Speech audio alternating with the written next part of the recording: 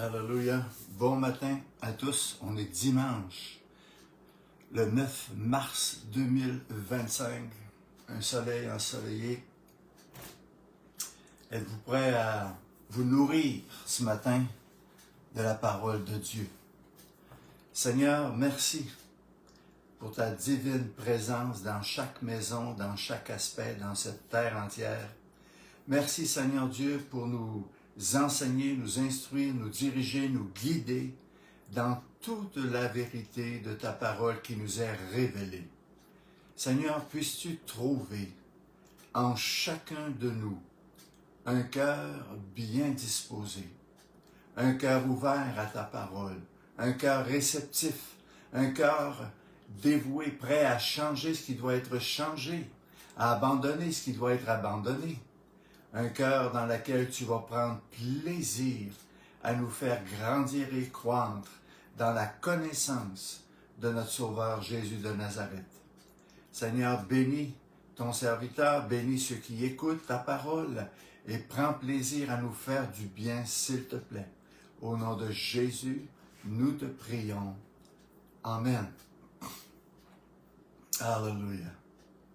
Il y a un beau passage dans les Actes des Apôtres, Paul qui est missionnaire, Paul qui est apôtre et qui se promène un peu partout dans le monde de son époque, dans le but d'annoncer l'Évangile et d'être un témoin de ce qu'il a vu, de ce qu'il a entendu de la part de Jésus-Christ de Nazareth. De même, nous aussi, dans nos villes, dans nos familles, dans nos villages, nous sommes nous aussi appelés par le Seigneur, par le Dieu de grâce, à être un témoin, à annoncer la bonne parole, à la vivre et à devenir pour lui une parole vivante. Pas morte, une parole vivante qui la met en pratique et qui glorifie Dieu. Dans Acte 17, au verset 23, Paul dit « Car en parcourant votre ville, et en considérant les objets de votre dévotion, il faut croire qu'à Athènes, les gens étaient extrêmement religieux, ils s'étaient remplis d'idoles, et ils dévouaient une dévotion extrême à plein d'idoles, sans connaître la vraie vérité de la parole de Dieu. Et Paul est envoyé par Dieu dans cet endroit-là pour leur annoncer quelque chose de nouveau. Il dit, j'ai même découvert un autel avec cette inscription à un Dieu inconnu. Ce que vous révérez sans le connaître, c'est ce que je vous annonce. Paul utilise une circonstance où il y a une idole, où ce que c'est marqué au pied de cette idole-là, inconnue, et les gens rendaient un culte à ce Dieu inconnu. Et alors Paul utilise avec la sagesse que Dieu lui donne, d'utiliser cette circonstance-là pour annoncer Jésus de Nazareth, parce que pour tous, il était inconnu. Comme exactement pour nous, avant qu'on vienne au Seigneur, Jésus était complètement inconnu. On avait entendu parler, on savait qu'il était mort, qu'il avait été crucifié, mais personnellement, on ne peut pas dire ou prétendre qu'on le connaissait. Et c'est ce que Paul fait. Il dit le Dieu qui a fait le monde et tout ce qui s'y trouve, étant le Seigneur du ciel et de la terre, n'habite point dans des temples faits de mains d'hommes. Comment est-ce qu'un Dieu créateur pourrait demeurer dans un temple créé par la main des hommes, une main pécheresse, une main rebelle, une main idolâtre? C'est impossible, complètement impossible. Et c'est surprenant de voir aujourd'hui les hommes bâtir des temples, où ce qu'on va investir dans ces temples-là, des millions, voire peut-être des milliards de dollars pour construire quelque chose qui étonne, qui frappe les yeux, qui émerveille, pour réaliser qu'au bout de la ligne, Dieu est même pas là. Puis Dieu n'a rien à voir avec l'idolâtrie de ce monde ou avec la construction que les hommes peuvent penser glorifier Dieu ou plaire à Dieu. Alors c'est ça que Paul est en train de leur révéler. Dieu, il n'est point servi par des mains humaines, comme s'il avait besoin de quoi que ce soit. Lui qui donne la vie à tous, la respiration et toute chose. Paul est en train de le révéler. Si votre cœur bat aujourd'hui, c'est à cause de celui en qui je veux vous révéler. Si vous pouvez voir, entendre aujourd'hui, comprendre et réaliser, c'est parce que Dieu vous a fait une grâce. Et la grâce de Dieu, elle est répandue sur la terre entière parce que les hommes peuvent profiter du soleil, de la pluie, des jardins, des semences, de la nourriture qui est en abondance, des animaux, de la mer et des poissons. Ça fait partie des bontés de la grâce de Dieu pour tous les hommes. Et il dit, c'est lui qui donne la vie et la respiration. C'est important de s'arrêter aujourd'hui et de réaliser si je vis aujourd'hui, c'est parce que Dieu le permet. Je ne peux absolument rien changer de ce que j'ai fait hier. Hier, j'ai semé des choses et je vais récolter ce que j'ai semé hier. Demain ne m'appartient pas. Je ne peux pas prévoir ce qui va m'arriver demain parce que ça ne m'appartient pas. Par contre, Dieu te dit aujourd'hui, si vous entendez sa voix, n'endurcissez pas vos cœurs. Et ça, c'est l'appel, la grâce de Dieu pour tous les hommes. Tous les hommes ont la possibilité aujourd'hui, surtout avec l'Internet, la technologie qu'on a, de recevoir, d'entendre et d'être touchés par la grâce de Dieu, parce que Dieu veut nous amener, nous délivrer, nous transporter avec lui dans son royaume, dans sa cité céleste qui est spirituelle. Et ça nous dit que au verset 25 dans Acte 17, il n'est point servi par des mains humaines comme s'il avait besoin de quoi que ce soit. Lui qui donne la vie à tous, la respiration et toute chose. Souvent, on sort notre portefeuille, puis on essaie d'acheter les mérites de Dieu, les faveurs de Dieu, les bontés de Dieu. Mais Dieu, on ne peut rien acheter de Dieu. C'est un don, c'est une grâce, c'est une miséricorde, c'est une compassion. Hallelujah, parce qu'il est comme ça. Il est juste, il est droit, il est parfait. Hallelujah. Et ça, c'est merveilleux de juste comprendre cela, réaliser cela, que Dieu, envers tous les hommes, il les appelle à s'approcher de lui, à s'ouvrir à lui pour recevoir sa révélation, sa créativité, son plan parfait pour chacun de nous. Hallelujah! Mais vous savez, le plan de Dieu n'est pas ton plan. Les voies de Dieu ne sont pas tes voies. Alors je dois me tourner vers Dieu et lui demander, Seigneur, guide-moi, dirige-moi. C'est comme Paul sur le chemin de la mort quand il a rencontré Jésus. Qui es-tu, Seigneur? Alors Jésus lui a dit la vérité, je suis Jésus que tu persécutes. Alors Paul lui dit, mais qu'est-ce que je dois faire? Alors dès cet instant, Paul a été conduit, enseigné, instruit pour glorifier, pour transformer non seulement sa propre vie de rebelle, de meurtrier, mais aussi que sa vie devienne pour les églises, pour le monde, pour les nations, un témoignage vivant de la transformation d'un meurtrier à un serviteur de Dieu, d'un homme violent à un homme rempli de douceur, de bonté, de tempérance, à porter du fruit digne de repentance pour honorer et glorifier la gloire de Dieu.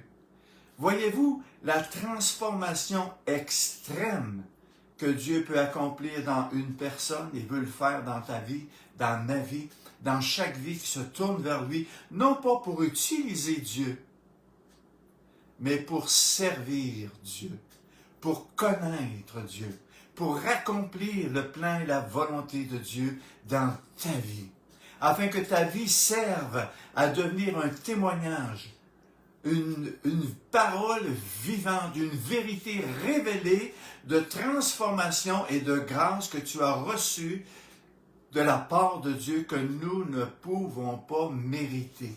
Alléluia. Au verset 26, dans le Acte 17, Paul dit, « En fait, il a fait que tous les hommes, sortis d'un seul sein, habitassent sur toute la surface de la terre, ayant déterminé la durée des temps et les bornes de leur demeure. » Chaque homme, nous sommes 8 milliards, presque 400 millions sur la terre aujourd'hui, en 2025, et Dieu prend soin de chaque être humain. J'ai de la misère à prendre soin de moi-même. Imaginez-vous, Dieu qui prend soin de 8 milliards 400 millions d'êtres humains sur toute la terre. Quelle grandeur, quelle puissance, quelle souveraineté, quelle autorité, quelle divinité, il est unique.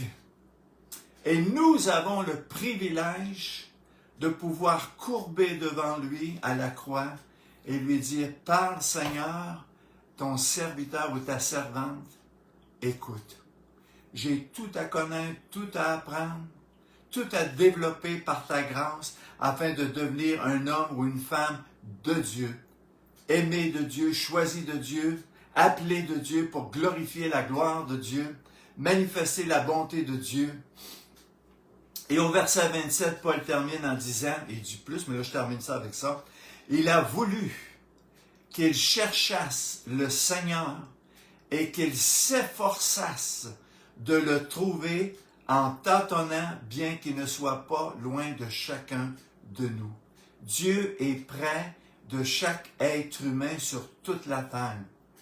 Mais la condition essentielle pour que Dieu se révèle, la condition essentielle pour recevoir la grâce de Dieu que nous ne pouvons pas mériter, c'est de le chercher de tout notre cœur, de tout notre être, non pas pour se servir de lui, non pas pour le manipuler comme beaucoup sont habiles à le faire, mais pour écouter et faire et mettre en pratique ses enseignements, sa révélation, sa direction qu'il a pour toi et pour moi. Tu ne seras jamais plus aimé que tu l'es présentement.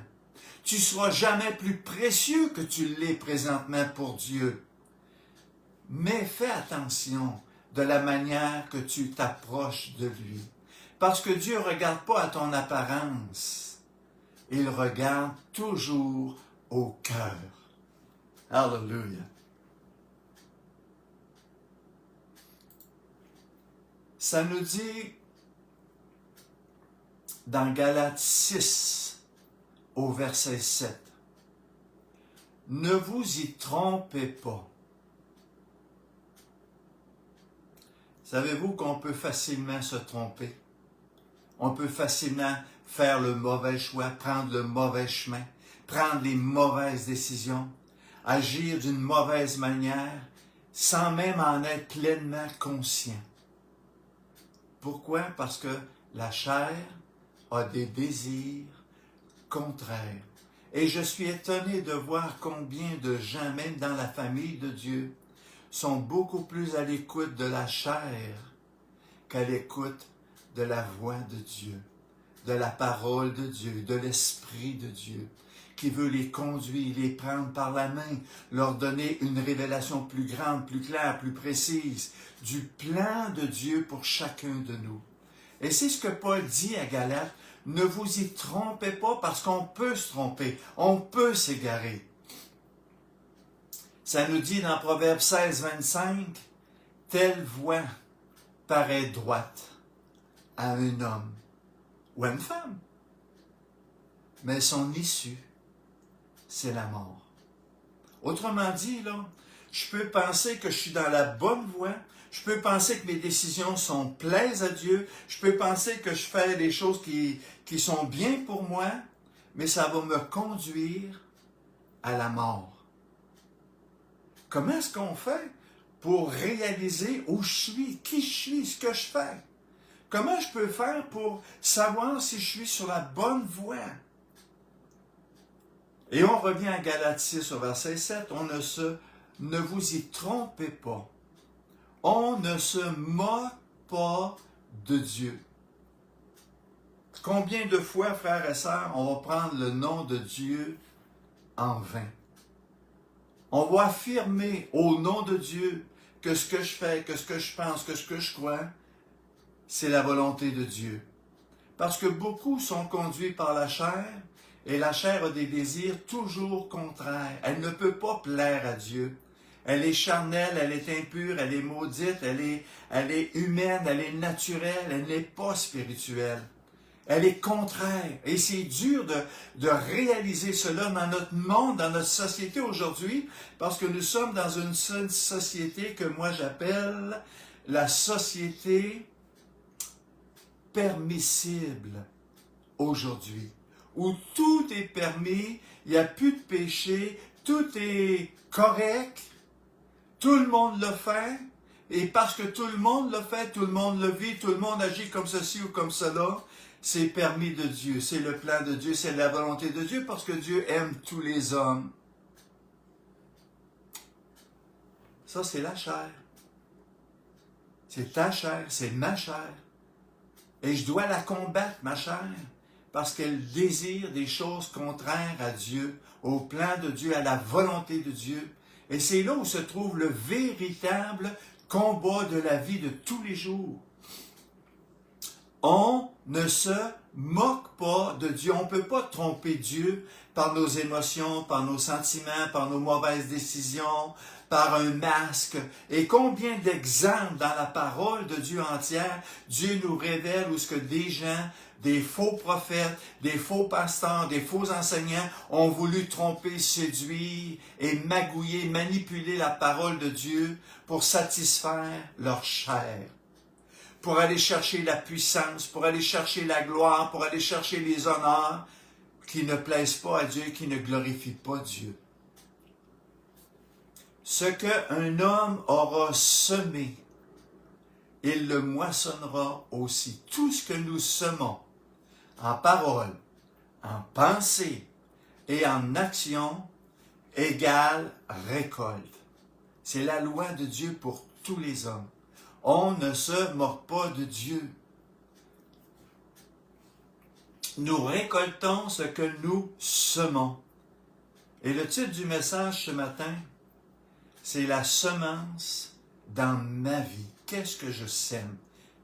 Et je vais récolter ce que j'ai semé. C'est la loi universelle de Dieu. Le monde aujourd'hui, il est à 90%, il est détruit. Parce que les hommes ont semé la destruction. Ils ont semé l'ivraie. Avez-vous déjà réalisé que beaucoup de gens pensent que leur religion, leur croyance plaisent à Dieu?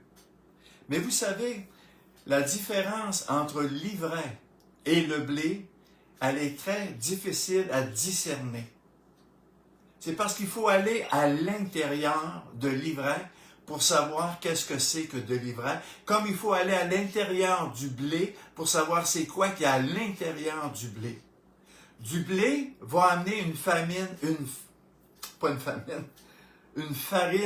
blanche qui plaît à Dieu, qui représente la sainteté, la volonté de Dieu, la parole de Dieu, la vie de Dieu. Tandis que l'ivraie, si tu fouilles à l'intérieur, c'est noir. C'est le moi, c'est l'égoïsme, c'est la noirceur, les ténèbres, et ce qui déplaît à Dieu. Mais les deux se ressemblent. Et Jésus a dit dans les paraboles de l'enseignement, laissez-les croître ensemble. Et c'est Dieu qui, en son temps, qui sonde tout, où ce que Dieu dit, on ne peut pas me tromper, on ne se moque pas de moi, je vais sonder ton cœur, je vais sonder ce qui est vraiment dans tes désirs, dans tes sentiments, dans tes émotions, pour discerner si c'est de l'ivraie ou si c'est du blé. Alléluia! Nous récoltons ce que nous semons. Et il y a deux sortes de semences. La chair et l'esprit. Si nous semons selon l'Esprit de Dieu, nous récoltons la grâce, la bénédiction de Dieu. Et si nous semons selon la chair, selon le monde, la pensée du monde, la façon de faire du monde, les coutumes, les traditions, la légèreté du monde, si nous semons selon la pensée de la chair, la pensée du monde, nous allons récolter la mort.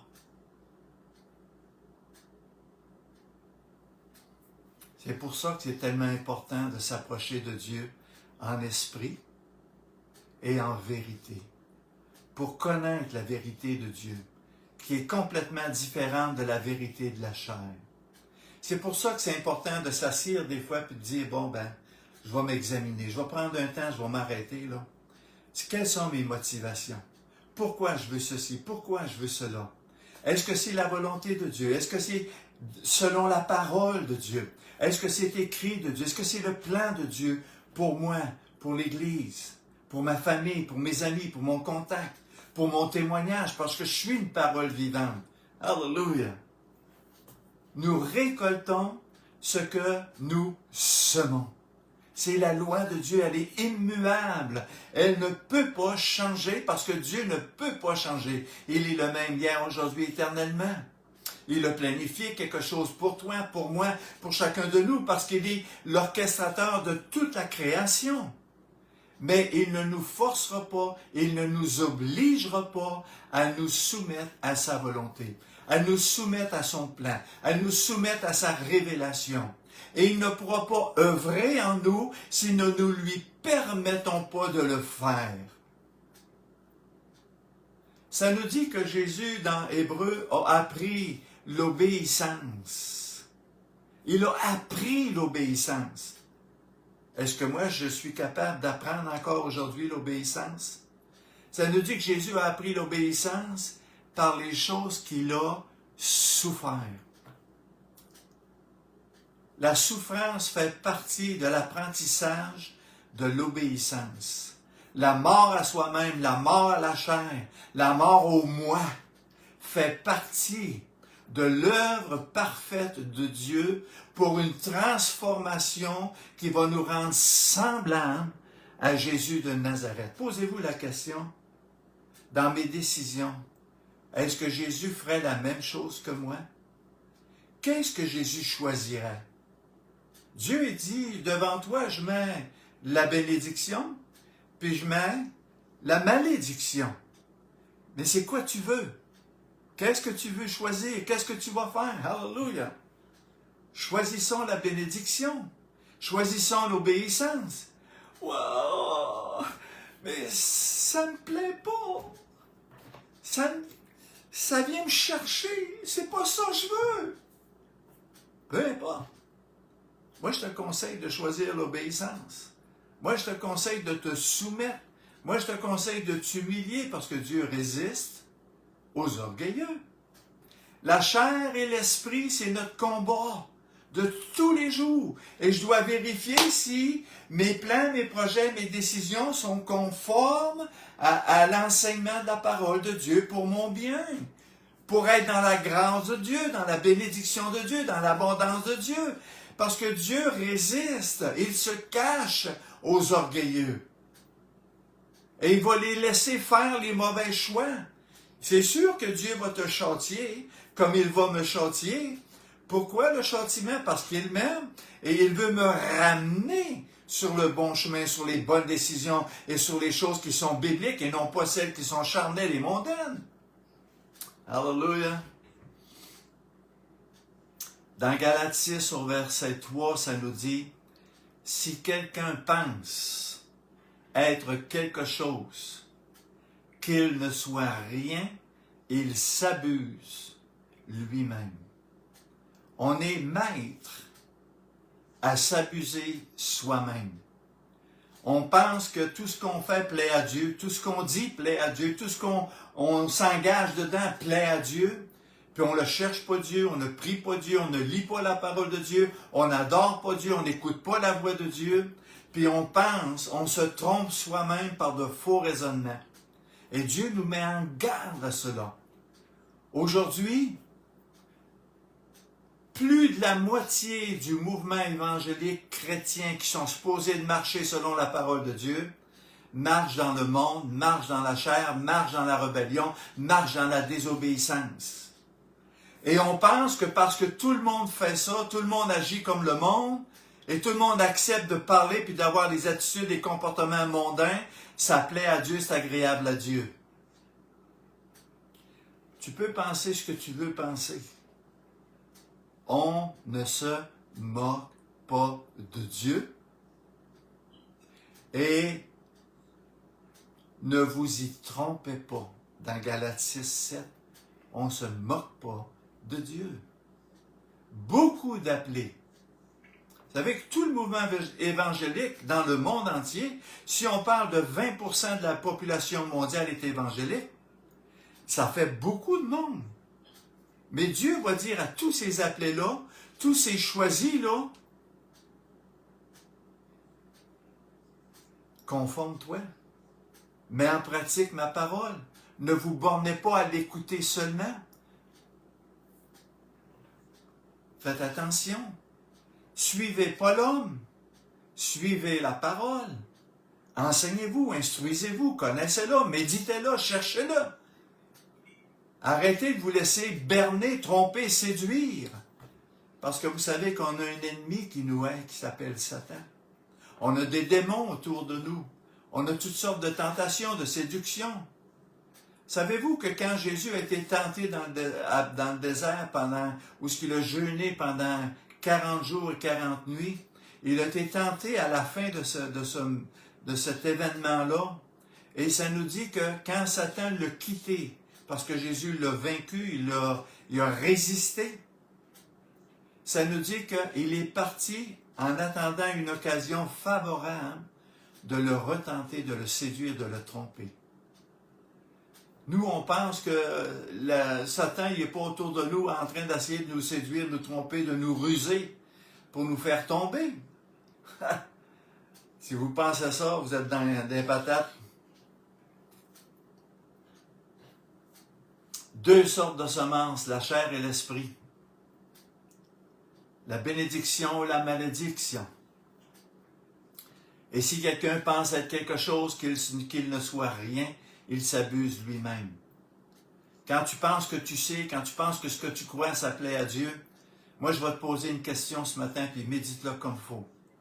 Montrez-moi dans la parole de Dieu vos décisions, vos engagements, votre détermination, tout ce qui est écrit. Comparez avec la parole de Dieu si ce que vous pensez faire, pensez vouloir faire, est écrit selon la parole de Dieu. Sinon, vous vous trompez vous-même, vous vous égarez vous-même et vous tombez dans les pièges de l'ennemi. Dans Job 15, au verset 31, Job dit, « S'il a confiance dans le mal, il se trompe, car le mal sera sa récompense. Si je sème de l'ivraie, je vais récolter de l'ivraie. Si je sème du blé, la parole de Dieu, la vérité de Dieu, la pureté de Dieu, la vérité de Dieu, je vais récolter ce que Dieu a pour moi. Soit un, soit l'autre. C'est tellement important. S'il a confiance dans le mal, il se trompe. Parce qu'aujourd'hui, en 2025, le mal est devenu bien. Et le bien est devenu mal. Ne vous y trompez pas, frères et sœurs. Vérifiez avec la parole de Dieu si c'est le chemin que vous allez prendre, la décision que vous prenez, la direction que vous prenez. Est-ce que c'est véritablement le plan, le but de Dieu pour moi? Est-ce que ça va m'amener plus près de Dieu? Ou ça va me fermer la porte, ou m'éloigner de Dieu, ou endurcir mon cœur? Alléluia.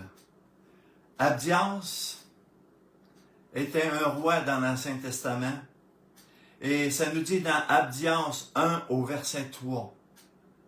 Dieu parle à Abdias parce que Dieu veut reprendre Abdias, veut enseigner Abdias.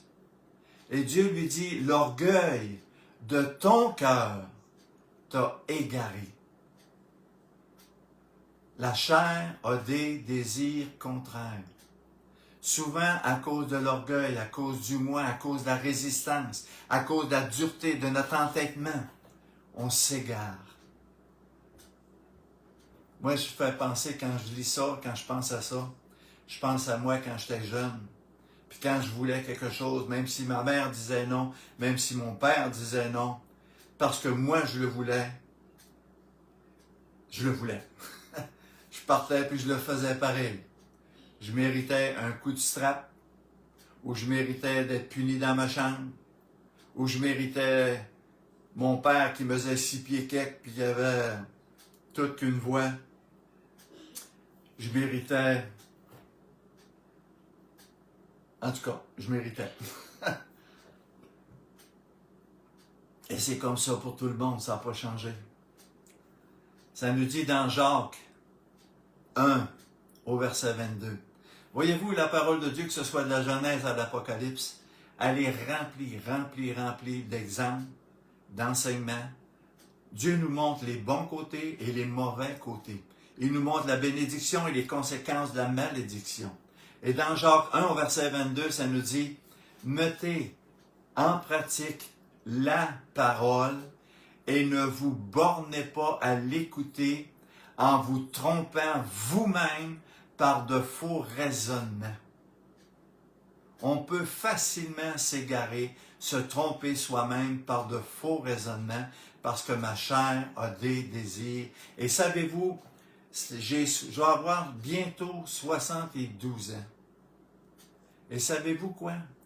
Ma chair m'a toujours suivi, puis elle me suit encore. Et la chair de ma chair à moi, elle a encore des désirs contraires à ceux de l'Esprit de Dieu. Elle résiste, elle combat. Elle veut me dominer, m'assujettir, m'éloigner d'eux. Elle me met. Je ne sais pas si vous comprenez ce que je veux dire par là.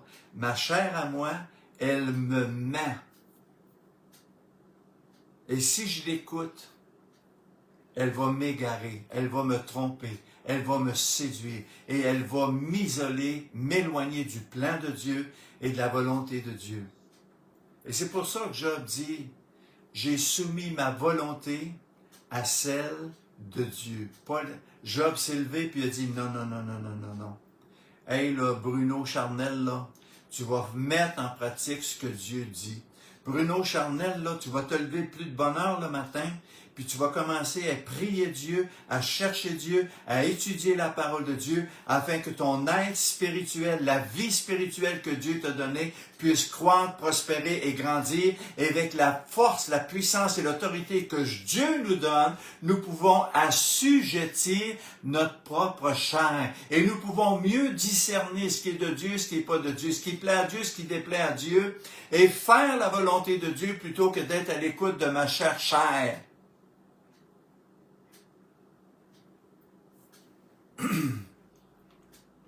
Ma chère chair,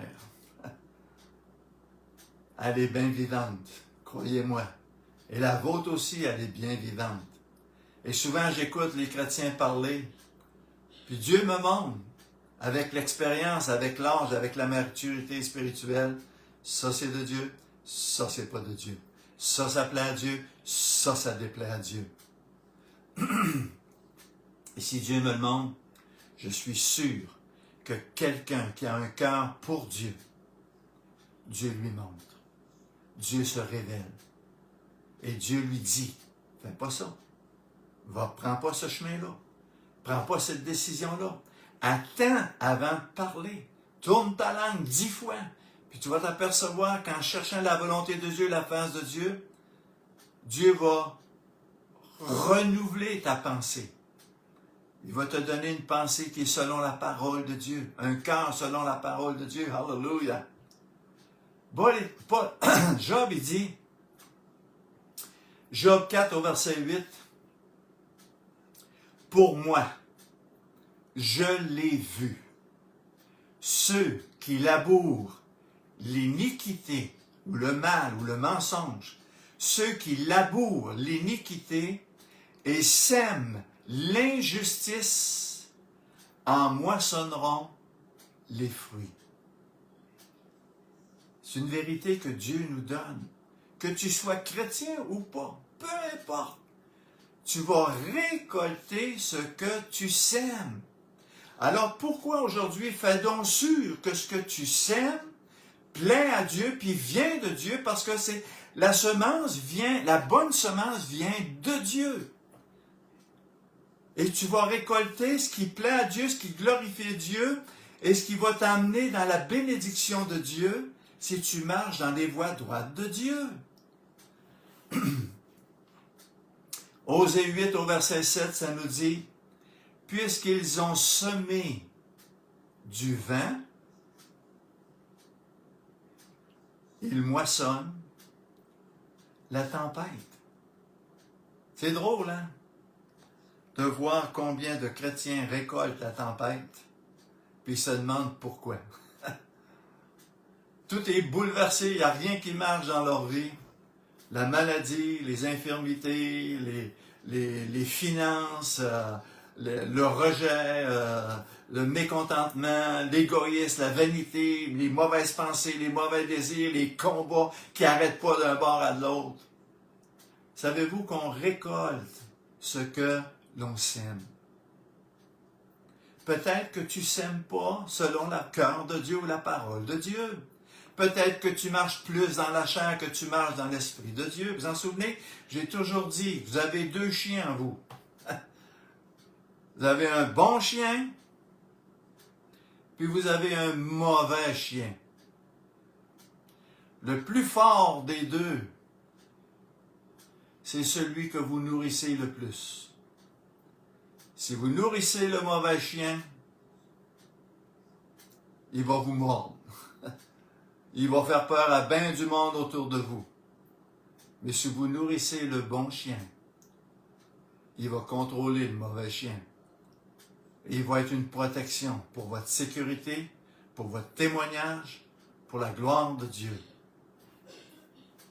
Dans Osée 10 au verset 12, ça nous dit « Semez », parce que nous sommes des semeurs.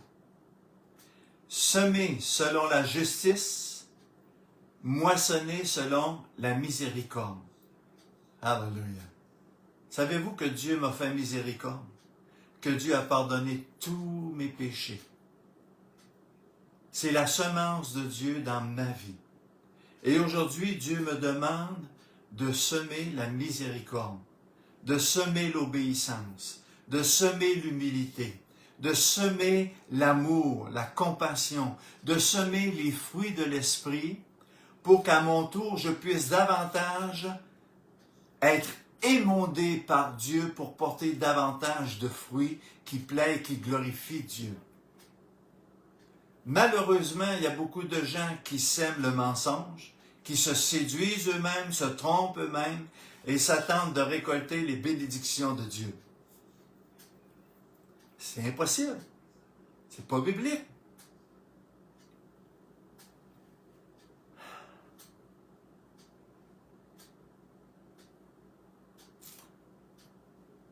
Semer selon la justice, moissonner selon la miséricorde.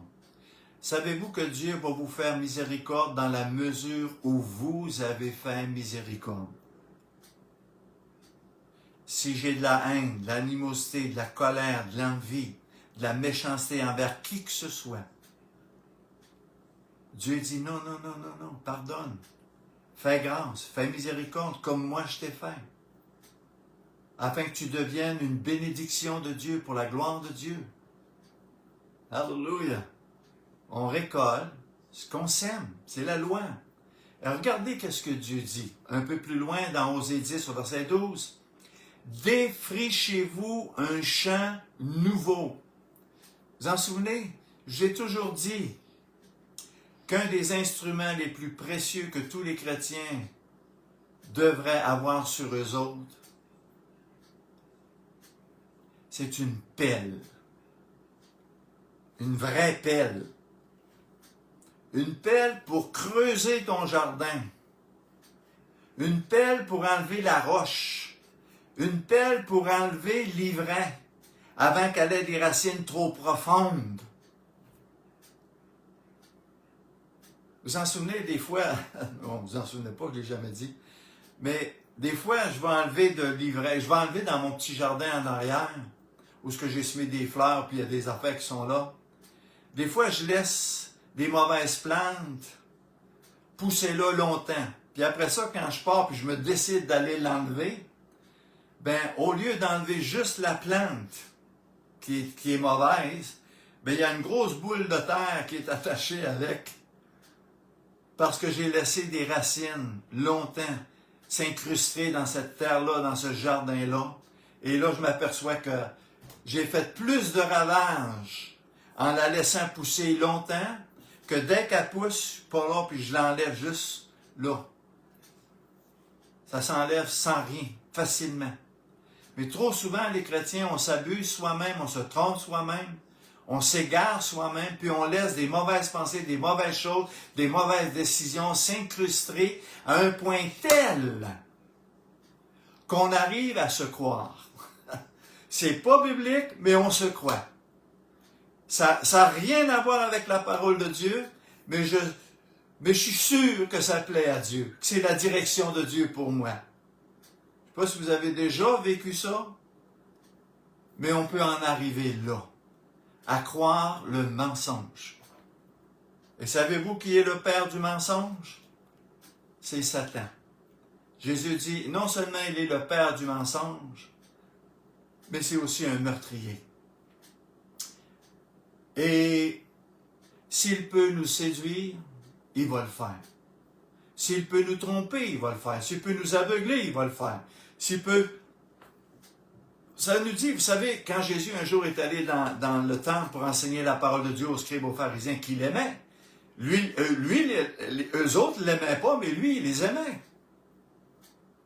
Et il y avait une femme qui était courbée, le dos courbé, elle ne pouvait pas se lever, elle ne pouvait pas regarder, elle ne pouvait pas louer, elle ne pouvait pas faire quoi que ce soit. Elle était liée par les ténèbres pendant 18 ans.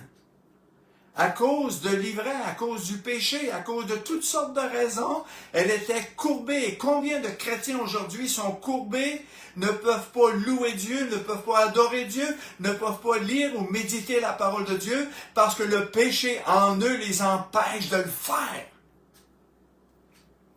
Et Jésus, il est dans le temple, puis il regarde les scribes, les pharisiens, cette femme qui est courbée là, et on est le sabbat. Et pour les scribes et les pharisiens, on ne fait pas de bien le sabbat. On ne fait pas de miracle le sabbat. C'est mal, selon leurs croyances, leurs traditions, leurs coutumes. Et Jésus les regarde avec un regard qui devait les percer dans le cœur pour leur dire, espèce de bande d'hypocrites que vous êtes. Jésus regarde cette femme-là et il la guérit au nom de Jésus. Elle se relève. Imaginez-vous courbée pendant 18 ans, liée pendant 18 ans, et Dieu va lui dire, c'est une fille d'Abraham, une fille de foi. Et je suis venu pour la lever, pour la guérir, pour la délivrer, pour lui faire du bien. Et vous êtes choqués parce que je fais des miracles le sabbat, je fais du bien le sabbat, j'accomplis l'œuvre de Dieu et la volonté de Dieu le sabbat, puis ça vous dérange. Bande d'hypocrites que vous êtes.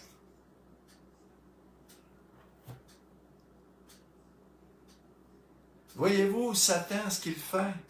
S'il peut te lier pour te courber, s'il peut te lier pour t'empêcher de louer Dieu, d'exalter Dieu, de glorifier Dieu, de lire la parole, de la méditer, de la connaître et de laisser Dieu répandre sa grâce, sa bénédiction, sa volonté, sa révélation, ils sont pleins pour toi, il va le faire. Je ne suis pas fâché, mais c'est comme ça que ça marche. C'est la loi de la semence. Et on a un ennemi, on a un adversaire qui nous hait, qui nous déteste, et il va tout faire, comme cette femme, cette fille de la foi d'Abraham, qui a été liée pendant 18 ans. Et pendant 18 ans, elle allait chaque jour, elle allait régulièrement dans le temple pour chercher la face de Dieu, jusqu'au jour où Jésus est arrivé. Alléluia! Et qu'est-ce que Jésus a fait? Il l'a relevé, il l'a restauré, il l'a guéri. Alléluia! Frères et sœurs, marchons dans la guérison, marchons dans la délivrance, marchons dans la bénédiction de Dieu, marchons dans la grâce de Dieu, retournons pas dans le vomi du monde, retournons pas en arrière comme le chien qui retourne à ce qu'il a vomi, ou comme le cochon qui retourne se souiller, se vautrer dans le merdier qu'il était. Revêtons-nous de louanges. Marchons avec un vêtement blanc plus blanc que neige. Revêtons-nous d'actions de grâce, de reconnaissance et d'amour pour le salut que Dieu nous offre, la vie nouvelle que Dieu nous offre, un nouveau commencement, un nouvel Adam, un nouvel homme, une nouvelle femme, pour marcher dans les voies et la gloire de Dieu. Alléluia. Frères et sœurs, considérez le don de Dieu. Considérez la grâce que nous avons reçue de Dieu. Considérez le pardon de tous nos péchés, nos iniquités, nos transgressions. Retournons pas dans ce monde-là dans lequel Dieu nous a tirés. Et marchons humblement.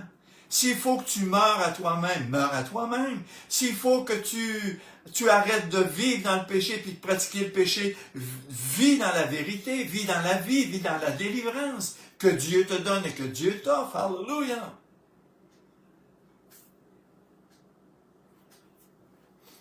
Semez selon la justice et vous moissonnerez la miséricorde.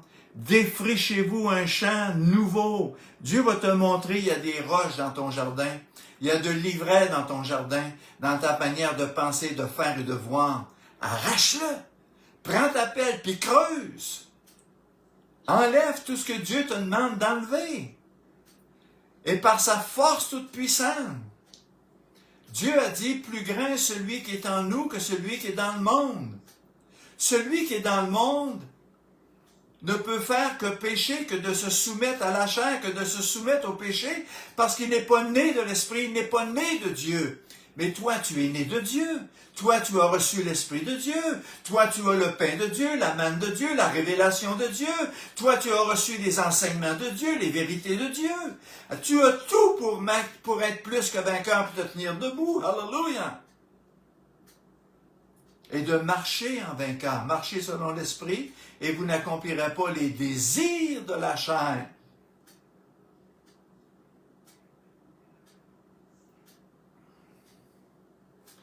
Défrichez-vous un champ nouveau. Il est temps de chercher l'Éternel. Pourquoi il est temps de chercher l'Éternel? Parce que je vous le dis, là, il va venir un temps où les gens ne pourront plus le trouver. Savez-vous pourquoi?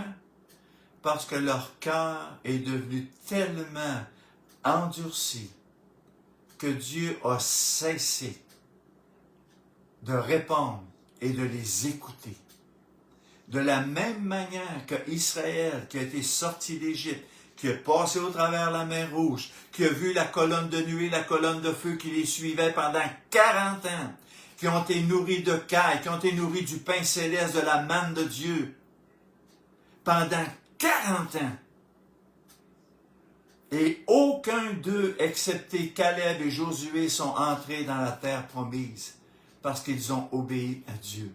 Mais tout le reste ont péché. Et tout le reste ont été rejetés de Dieu. N'attendons pas que Dieu nous rejette.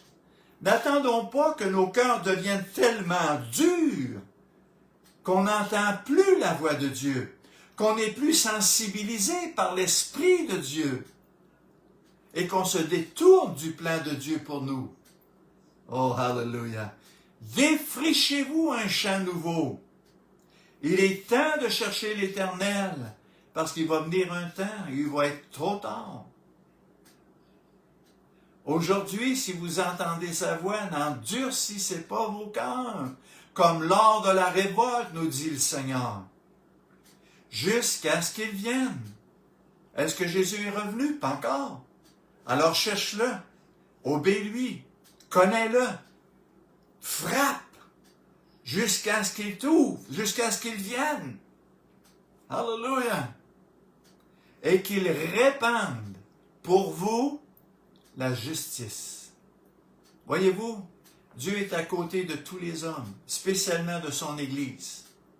Et il a dans ses mains la bénédiction. Il a dans ses mains la restauration, la guérison, la délivrance que nous avons chacun besoin. Parce qu'il nous connaît personnellement. Mais il ne nous la donnera pas si notre cœur est tordu, si notre cœur est fermé, si notre cœur résiste et si notre cœur n'a pas vraiment soif de le connaître et de mettre en pratique sa parole. Parce qu'il t'aime. Parce qu'il t'aime. Alléluia. Regardez bien qu'est-ce que Jésus enseigne. Et que le temps va vite, ça n'a pas de sens. Dans Luc 5, au verset 38, Jésus donne un enseignement à ses disciples, à ceux qui le suivent, puis à ceux qui ont des oreilles pour entendre, puis un cœur ouvert pour écouter. Regardez qu'est-ce qu'il dit. Mais il faut mettre le vin nouveau dans des outres neuves. Tu ne peux pas prendre la parole de Dieu et la mettre dans ton cœur si ton cœur n'est pas changé, si ton cœur n'est pas ouvert à la vérité, si ton cœur est dans le compromis, si ton cœur est mondain ou charnel, tu ne peux pas mettre la vie de Dieu, le vin nouveau, la révélation de Dieu dans de vieilles outres. Sais-tu pourquoi? Parce que le vin nouveau va faire fendre, va faire ouvrir les vieilles outres de ton cœur et tu vas tout perdre.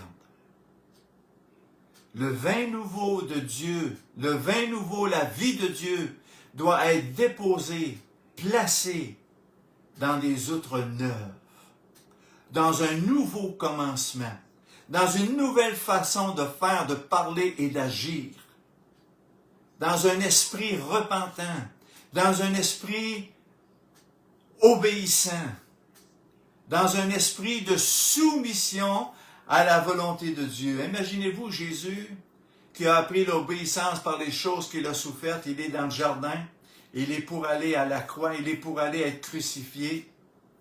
Et il a devant lui une coupe de colère, une coupe de puanteur, une coupe de tous nos péchés, nos iniquités, nos transgressions. C'est horrible ce qu'il y a dans cette coupe-là. C'est tellement horrible que Jésus, dans le jardin de Gethsémani, demande au Père, éloigne de moi cette coupe, Père, s'il te plaît. À 3 reprises, il supplie son Père de ne pas boire cette coupe de puanteur.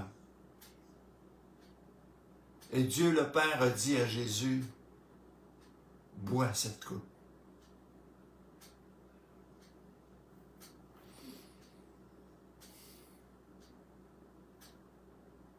Vous imaginez-vous Jésus dans ce jardin, en train de boire cette coupe de tous nos péchés, de toutes nos rébellions, de toutes nos méchancetés, de toutes nos mauvaises paroles, cette coupe de tous nos adultères, de toute notre fornication, cette coupe de toute ignominie, de tout blasphème, de tout mensonge, de toute séduction, cette coupe de puanteur, parce que pour Dieu, le péché, c'est la mort. Cette coupe de mort. Et Jésus a bu sur lui cette coupe. Et après ça, il est allé à la croix. Et c'était tellement mauvais, c'était tellement méchant, c'était tellement impur, cette coupe, que Dieu le Père sur la croix s'est détourné du regard de Jésus.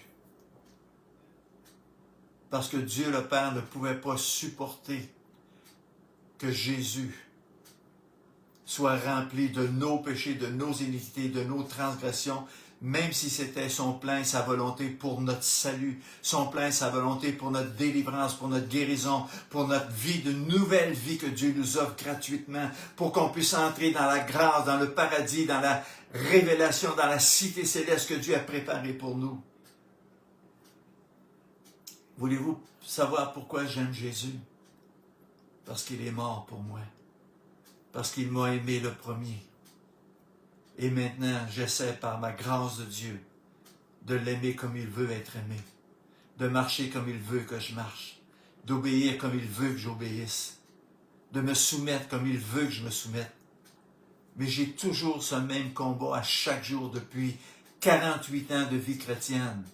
Ma chair a toujours des désirs contraires à ceux de l'Esprit de Dieu.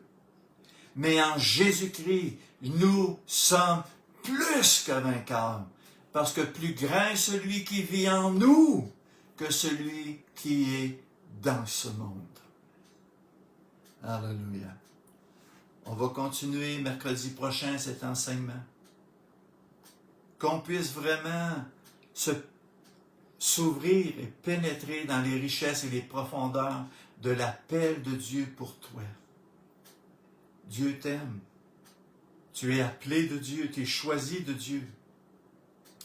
Parce que Dieu a un plan pour toi. Dieu a un but pour toi. Mais le plan de Dieu et le but de Dieu pour toi n'est pas ton plan à toi, ni ton but à toi, afin qu'il le devienne. Seigneur Jésus,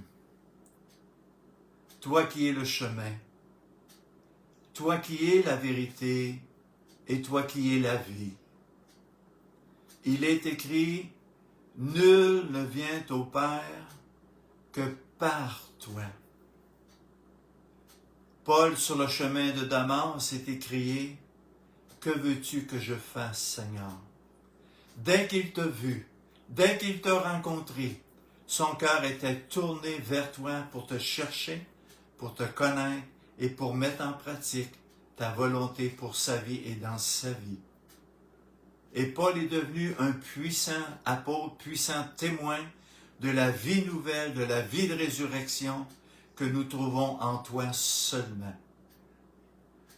Seigneur, peut-être qu'il y a des gens qui écoutent ce matin et qui sont peut-être plus à l'écoute de la chair qu'à l'écoute de l'Esprit de Dieu ou de la volonté de Dieu. Seigneur, je te prie pour ces personnes-là qui s'identifient ce matin avec ce message.